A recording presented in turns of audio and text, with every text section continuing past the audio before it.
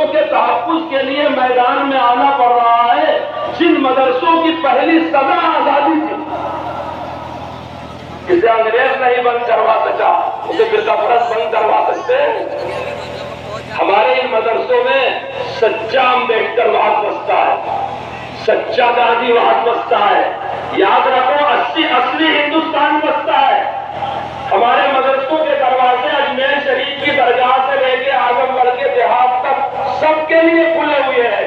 ہم آنے والے کی ذات نہیں پوچھتے، ہم چھوا چھات کے خلاف ہیں، آنے والے کی زبان نہیں پوچھتے، ہم لسانی بنیادوں پر تفریق کے خلاف ہیں، ہم دھرم نہیں پوچھتے کیونکہ دھرم کی بنیاد پر ٹو نیشن تھیوری کے ہم خلاف ہیں۔ ہمارا پہلے دن سے آج تک یہی نعرہ ہے کہ اس ملک کے جتنے بھی لوگ ہیں، ہندو ہو، مسلم ہو، سکھ اور عیسائی ہو، سب مل کر کے ہندوستانی ہیں۔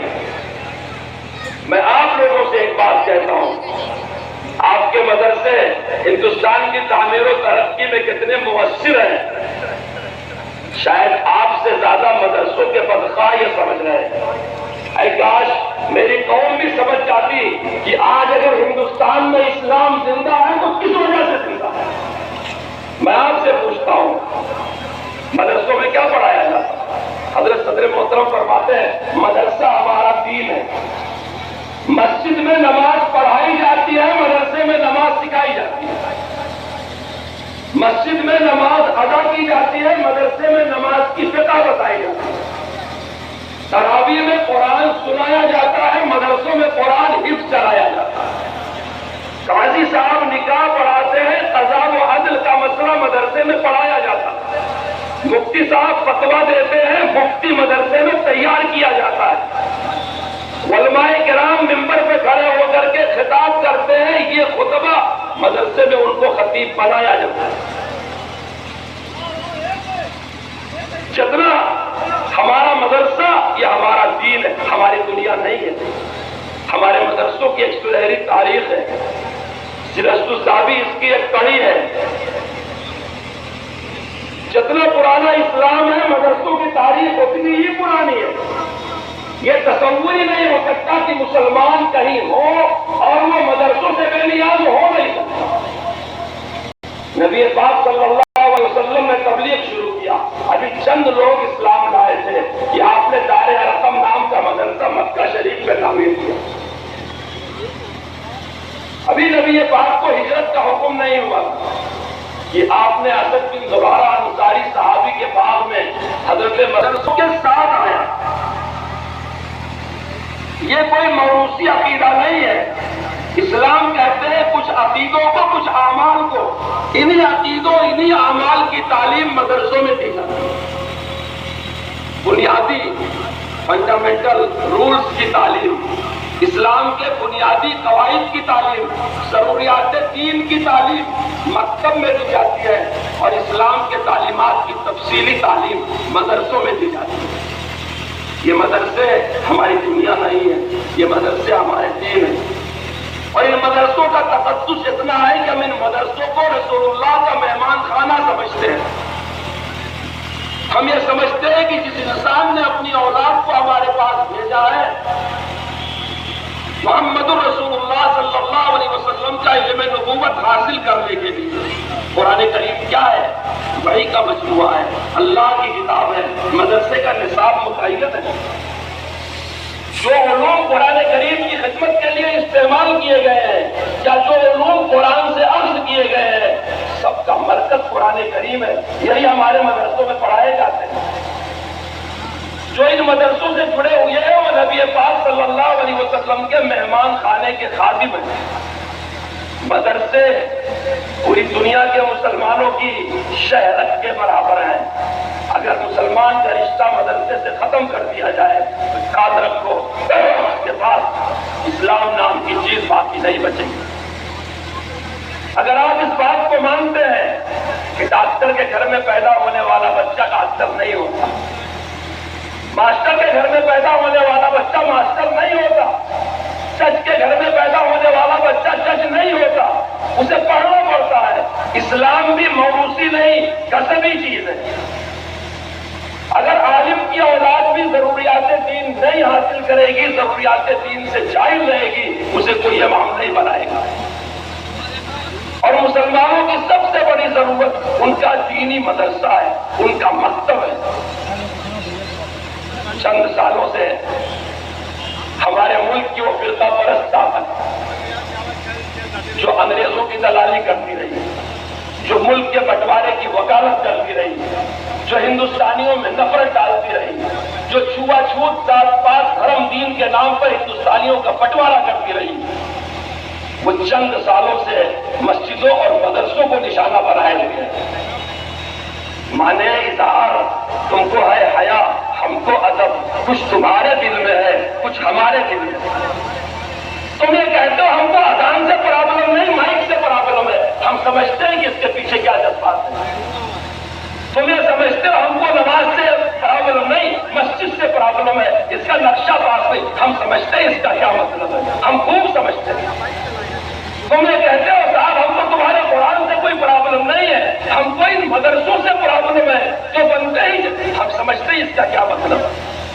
کھل کے کہو کہ ہم یہ چاہتے ہیں کہ ہندوستان کا 25 کروڑ مسلمان اپنا دھرم چھوڑ کر کے اسلام سے دور ہو جائے.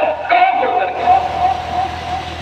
مجھے یقین ہے اس گئے گزرے زمانے میں بھی میری قوم کا ایک فرد بھی مرتد ہونے کے لیے تیار نہیں ہے. ہو سکتا ہے بے نوازی ہو سکتا ہے زکات نہ دیتا ہو سکتا ہے اسے اذان نہ آتی ہو سکتا ہے کلمہ بھی نہ پڑھتا ہو، لیکن اگر اس سے کہا جائے اسلام چھوڑ دو تیار نہیں ہوگا. تم نے کس قوم کو للکارا ہے، کس سے اس کا مذاق چھیننا چاہتے ہو، کس کو قرآن سے دور کرنا چاہتے ہو. شاید تمہارے سازش کرنے والوں نے غلط اندازہ لگایا ہے. میں بار بار کہتا ہوں کہ مجھے فخر ہے کہ میں ایک بہادر قوم میں کام کر رہا ہوں. میری یہ قوم 25 کروڑ مسلمان جو شہروں سے زیادہ دیہاتوں میں پھیلے ہوئے ہیں، جن میں مالدار کم غریب زیادہ ہے، مزدور زیادہ ہے، جو آج چند سالوں سے حالات کے انگارے پر ہے. لیکن کیا مطلب ہے کہ اسلام چھوڑ دے؟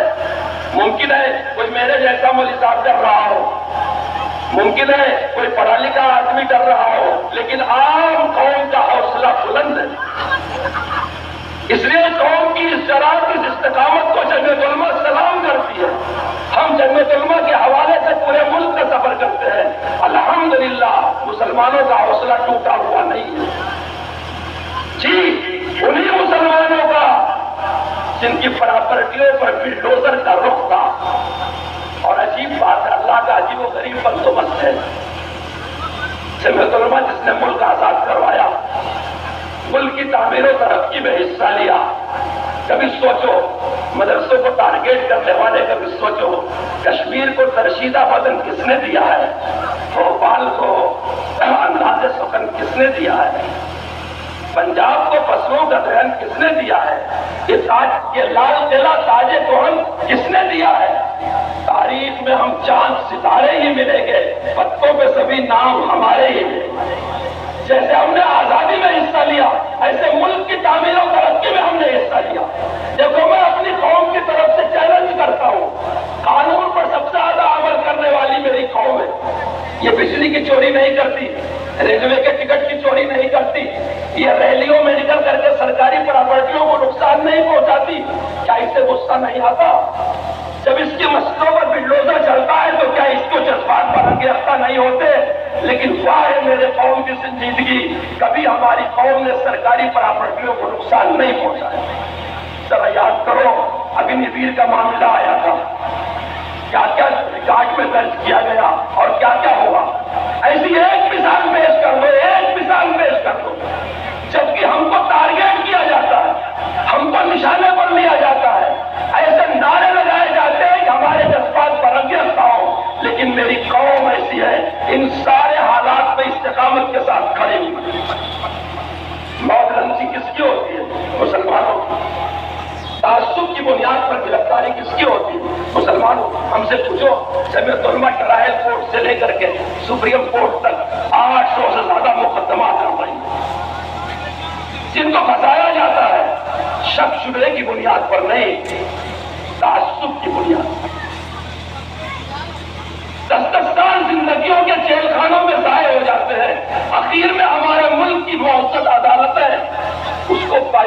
बरी कर देती है, लेकिन उस गरीब के 10 साल की जिंदगी के जो ज़ाया हुए उसकी तलाफी कौन करेगा? उसके बच्चे, उसकी बीवी जो दर बदर की, उसकी तलाफी कौन करेगा? मैं अर्ज कर रहा था कि मुझे फख्र है कि मैं एक बहादुर कौम में काम कर रहा हूँ। मेरी कौम बाहौसला है, बहादुर है।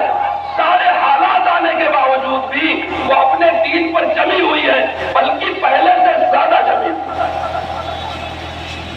और जहां जरूरत पड़ती है मिल्ली काम के लिए खड़े होने की, जमीयत उलमा खड़ी होती है। जैसे अभी आपने सुना मौलाना काब रशीदी साहब से कि जमीयत उलमा खड़ी हुई है, ऐसे ही बिल्डोजर का मुकदमा कौन सुप्रीम कोर्ट ले गया? जमीयत उलमा खड़ी। जिस जमाने में कोरोना आया हुआ था, मुसलमानों ने कलेजा निकाल करके रख दिया। लोगों ने अपने सगे माँ बाप को दफनाने की हिम्मत नहीं किया, मुसलमान आगे बढ़ा, खिदमत किया और दफनाया। जिन लोगों ने समझ लिया था कि अब मुंबई, कलकत्ता, दिल्ली में असबाब जिंदगी खत्म हो गए हैं, प्रवासी मजदूर निकल पड़े, रास्ते में मुस्लिम बस्तियों ने उनका साथ दिया। हमारे मुल्क के शरीफ इंसान तबसरा करते हैं कि हम कपड़ों से पहचानते हैं। जी, गुलामाने मोहम्मद दूर से पहचाने जाते हैं। अभी आप पता नहीं किसकी चीज से हमको पहचानोगे, हमारा किरदार हमको पहचानता है। इस कौम ने पूरे हौसले के साथ तबलीगी जमात को उठा करके जेल में भर दिया गया। 1500 लोगों को हजरत सदर मोहतरम सामने आए, उनकी रिहाई के लिए अपनी इकाइयों को बहाल किया। दिल्ली से लेकर महाराष्ट्र तक जमीयत उलमा के वर्कर्स और खुद्दाम कोर्ट कचहरी का सामना करने लगे। 22 तक वो बरी हुए और अपने मुल्क को वापस हुए। बगैर सरद जो बातें फैलाई जाती है स्पीच, उसका मुकदमा कौन देख रहा है? जमीयत उलमा देख रहे हैं। मैं कहना चाहता हूँ आज की इस मुअज़्ज़ज़ स्टेज से कि जो लोग मदरसों को मिटाने की दिल में नापाक तमन्नाएं रखते हैं, कम से कम जब तक जमीयत उलमा जिंदा है उनकी ये तमन्ना पूरी होने वाली नहीं है। हम अपनी जान की कुर्बानी दे देंगे, लेकिन अपने दीन से दस्तबरदार नहीं हो सकते। और हम क्या, हम तो बहुत देखने में शक्ल सूरत मुसलमान जैसी है, नाम के साथ आलिम हाफिज का लायका भी लगा हुआ है। मैं अपने एक उस अदना मुसलमान की गारंटी देता हूँ, वो अपनी रज़ा और रग़बत से मुर्तद होने के लिए तैयार नहीं। हज़रत सदर मोहतरम ने कदम कदम पर आपको संभाला है। आज जब इन मदरसों को निशाने पे लिया जा रहा है और बेवजह लिया जा रहा है, कोई वजह नहीं है इसकी। आप साफ साफ कहें कि हमको कुरान से, ईमान से परेशानी है, प्रॉब्लम है, हम इस्लाम को इस सरजमीन में बर्दाश्त नहीं करते, आप कहें ना हिम्मत से। हम ये कहते रहे हिंदू मुस्लिम सिख ईसाई सब आपस में भाई भाई हैं। यहाँ मस्जिदें भी महफूज हैं, मंदिरें भी महफूज हैं, चर्च भी महफूज हैं, गुरुद्वारे भी महफूज हैं। अगर आप तफरीक करते हैं हिंदुस्तानियों में, तो आप कहें ना कि हम एक खास तबके को इस मुल्क में बर्दाश्त नहीं करेंगे, कहें ना खुल करके। दिल में कुछ है, जबान पर कुछ है, मुख्तलिफ उलमानों से हमारी कम्युनिटी को टारगेट किया जाता है।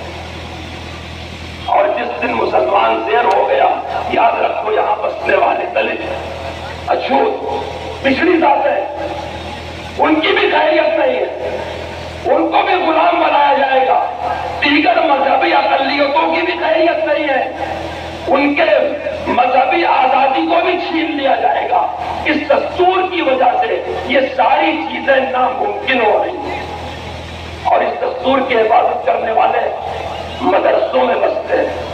जमीयत उलमा इसकी हिफाजत करती है। जमीयत उलमा लगातार तहफ़्फ़ुज़ आईन, तहफ़्फ़ुज़ दस्तूर की कॉन्फ्रेंसें करती है। इसलिए मेरे दोस्तों, आज की इस जलसे का पैगाम अगर हमें समझ जाए, जितना मुखालिफीन हमारे मदरसों की तासीर को समझे, हम अपनी कौम को भी ये तासीर समझाने में कामयाब हो जाए, तो इंशाअल्लाह जो लड़ाई हमको लड़ना है मदरसों के तहफ़्फ़ुज़ की फिरका परस्तों से, उसमें हम कामयाब हो जाएंगे। क्योंकि अगर इस मुल्क में इस्लाम बाकी है तो ताजमहल, लाल किला, قطب مینار چار مینار کی وجہ سے نہیں، انہیں مدرسوں اور دینی اداروں کی وجہ سے باقی ہے۔ اللہ تعالیٰ ان کو سلامت رکھے، قائم رکھے، ملک میں پیار و محبت کو باقی رکھے، ملک کو دن دونی رات چوگنی ترقیات عطا فرمائے۔ میں آخر میں مفتی اشفاق صاحب کا، جامعۃ العلماء ضلع اعظم گڑھ کی تمام ادائیوں کا شکریہ ادا کرتا ہوں، اور ان اکابر کا جو اپنے اپنے مقام سے تشریف لے آئے، اور آپ اہل مدارس کا اور سامعین کا جنہوں نے جامعۃ العلماء کی آواز پہ لبیک کہا اور تشریف لے آئے اور ہمارے جلسے میں شریک ہوئے۔ آمین۔